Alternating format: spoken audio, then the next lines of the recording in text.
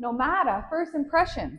Comes in 3 batteries starting at $28.99. This is your cafe racer, the long awaited cafe racer. I'm a big fan because I am not comfortable riding zones. I'm 5'3".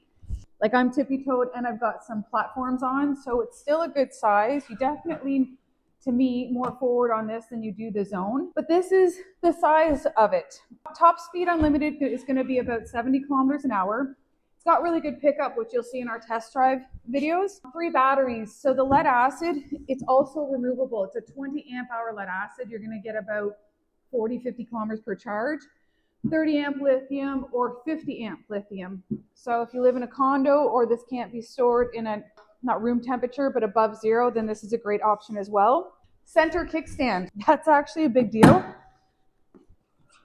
And I'm guilty, I didn't notice that at first.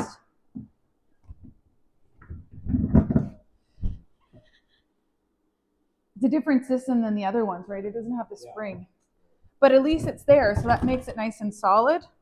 Passenger, stiffer suspension, but I think this is pretty naked, to be honest. Hi, Ben. So lights, I mean, that's a pretty small rear light, but it's LED. That's, yeah.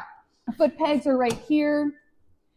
I don't like the mirrors, and I would really like to see some brake reservoirs, like the clear ones, like they have on the zone. They don't. They're just closed. Not a big deal, but those are just kind of nice upgraded features. It's light, which I like because it's peppier, and it's a really good look. So we'll just get a close up of, I mean, very typical. Oh, it's got reverse, which is pretty cool. Oh, no beep. Okay. Voltage reading, that's super important. So this is fully charged. Your 3-speed, 1, 2, and 3. So 25, 32, and then unlimited about 70. You don't have cruise control. You have 2 horns.